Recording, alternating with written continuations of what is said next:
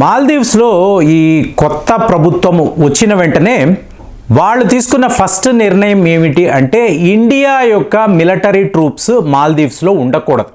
China వాడు ఒక order విధించాడు.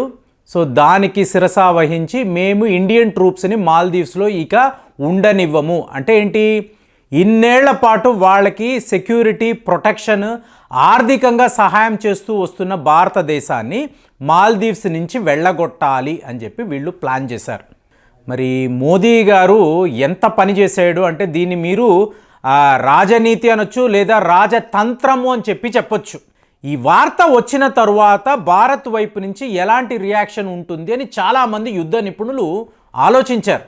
ఈయన ఎంత పని చేశాడో చూడండి. ఒకే ఒక రోజు, మీకు దీనికోసం ఒక భారీ ప్రణాళిక ఏమీ లేదు, ఒకే ఒక రోజు నేరుగా లక్షద్వీప్ వెళ్ళి అక్కడ కొన్ని వీడియోలు, ఫోటోలు, మెసేజ్లు పెట్టాడు ఈయన.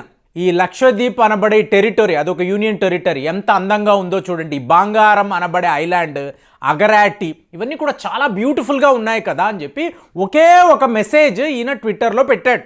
పెట్టిన తర్వాత ఏమైందో చూడండి. ఇవాళ మాల్దీవ్స్ బలైపోయింది. అంటే మీకు లక్షద్వీప్ నుంచి మాల్దీవ్స్ దాకా దూరము 754 కిలోమీటర్లు అండి. ఇప్పుడు మీరు హైదరాబాద్ నుంచి వైజాగ్ వెళ్ళాలి అనుకోండి, విమానములో వెళ్ళాలంటే 1 గంట 5 నిమిషాలు, ఆల్మోస్ట్ సిమిలర్ డిస్టెన్స్ ఉంటుంది. భారతదేశానికి సంబంధించిన ఒక మిలిటరీ విమానము మాల్దీవ్స్ దాకా వెళ్ళాలి అంటే మీకు స్పీడ్ ఆఫ్ సౌండ్ కదా, అంటే మీకు ధ్వని వేగానికన్నా ఎక్కువ ఉంటుంది. కాబట్టి 30 నుంచి 40 నిమిషాల్లో మనం మాల్దీవ్స్ చేరిపోగలం. ఏంటండి ప్రేమ్ గారు, మనమైనా మాల్దీవ్స్తో యుద్ధము చేయాలని అనుకుంటున్నామా అంటే ఈ పిచ్చుకపై బ్రహ్మాస్త్రాలు అలాంటివి లేవండి.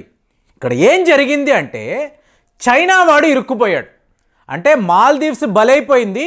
ఇవాళ చైనా వాడు బాబోయ్ ఇంత పెద్ద హెడ్ఏక్ వచ్చిందా ఏంటి, ఈయన ఒక రోజు వెళ్ళి ఆ వీడియోలు ఫోటోలు పెట్టడం వల్ల ఏం జరిగిందో చూడండి.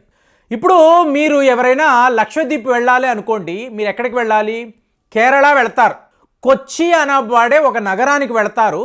అక్కడ నుంచి 5 విమానాలు లేదా మీరు ఓడల మీద లక్షద్వీప్ అనేది వెళ్ళొచ్చు.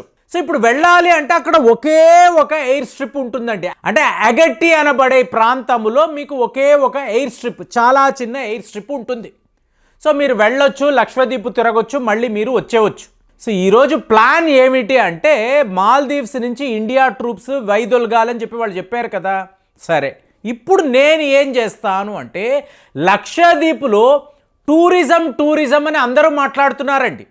మీకు ప్రముఖ బాలీవుడ్ స్టార్స్ నుంచి స్పోర్ట్స్ పర్సనాలిటీస్ వరకు, అలాగే దిగ్గజ వ్యాపారులు, వీళ్ళందరూ ఏంటి అంటే లక్షద్వీప్ని ఇక మీదట మనము టూరిస్ట్ హాట్ స్పాట్గా తయారు చేయాలి.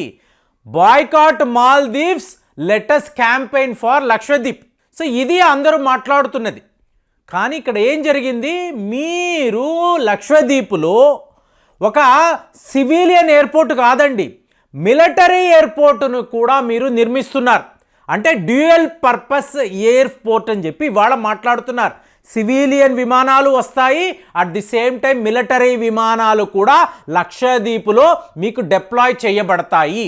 ఇంతకుముందు చెయ్యాలి అనుకోండి, జనరల్గా ఆ ప్రజల్ని చూశారనుకోండి, వాళ్ళు ఈ బయట ప్రాంతాల నుంచి వచ్చేవాడిని ఇష్టపడరు. కొచ్చిన్ నుంచి మీకు ఒక 10 మంది 20 మంది వస్తే ఓకే అనుకుంటారు. అదే టూరిస్టులు అంటూ వందలలో వచ్చారనుకోండి, లోకల్గా ఉండే లక్షద్వీప్ ప్రజలు, వీళ్ళ చరిత్ర అన్నారనుకోండి, ఇండో ఆఫ్రికన్ పీపుల్ అండి. ఇప్పుడు ఎలాగైతే సెంటినల్ ఐలాండ్స్ అని మాట్లాడతాం, 60,000 సంవత్సరాల నుంచి అక్కడ నివసిస్తున్న ఒక జాతి, వీళ్ళు ఇండో ఆఫ్రికన్స్. అంటే ఆఫ్రికా ఖండము, భారత్ యొక్క సబ్ కాంటినెంట్ కలిసి ఉన్నప్పుడు నివసించిన ప్రజలు. ఇవాళ కూడా వీళ్ళు అండమాన్ నికోబార్ ఐలాండ్స్కి దూరములో సెంటినల్ ఐలాండ్స్ అని అంటారు, అక్కడ నివసిస్తున్నారు. సో అలాంటి వాళ్ళే వీళ్ళు కూడా. కాబట్టి బయట ప్రాంతాల నుంచి వచ్చేవాళ్ళు మా నాగరికతను, మా ఆచార వ్యవహారాలను పాడు చేస్తారని వీళ్ళు ఎప్పుడూ ఇష్టపడడం లేదు. కానీ ఇవాళ ఏమైంది, దేశానికి ఒక సమస్య వచ్చింది. మాల్దీవ్స్ రూపేణ భారతదేశానికి చాలా పెద్ద సమస్య వచ్చింది.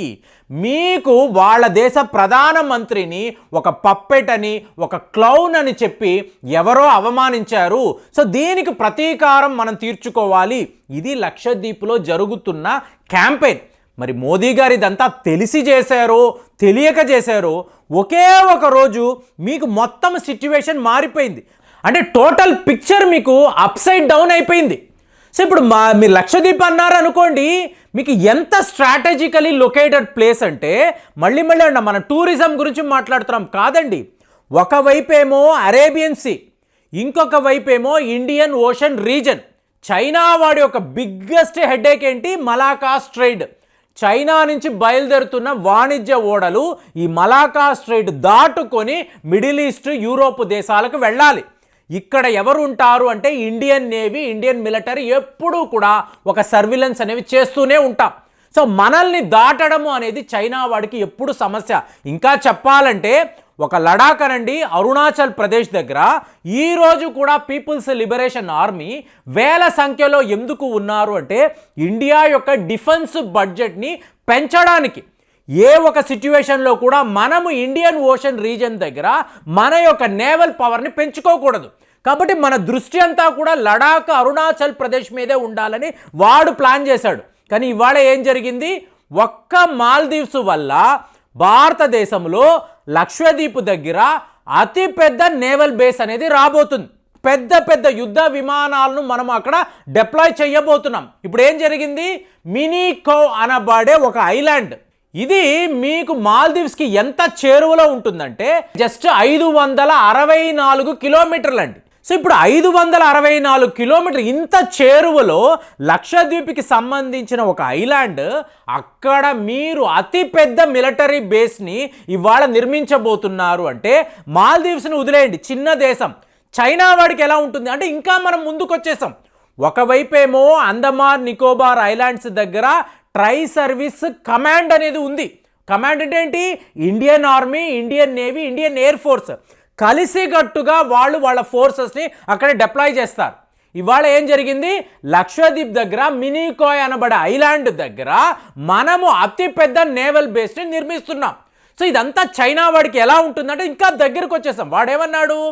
మాల్దీవ్స్ని ఏదో ఒక రకంగా మభ్యపెట్టి మాల్దీవ్స్లో ఇండియన్ ట్రూప్స్ ఎక్కడెక్కడ ఉన్నారో అక్కడంతా చైనా ట్రూప్స్ని తీసుకొచ్చి నిలబెట్టాలి, ఇలాగ ఇండియాను ఎదిరించాలని అనుకున్నాడు. కానీ మన వైపు రెస్పాన్స్ ఎలా ఉంది? ఒకే రోజు నెక్స్ట్ డే అనౌన్స్మెంట్ ఏంటంటే లక్షద్వీప్లో భారతదేశము అతిపెద్ద నేవల్ బేస్, అతిపెద్ద మిలిటరీ ట్రూప్స్ని డిప్లాయ్ చేయబోతున్నారు, ఇది మాల్దీవ్స్కి అతి చేరువలో అని చెప్పేటప్పటికీ ఇవాళ చైనా వాడికి అనవసరంగా కెలికం. అంటే కొరివితో తలగొక్కున్నాము.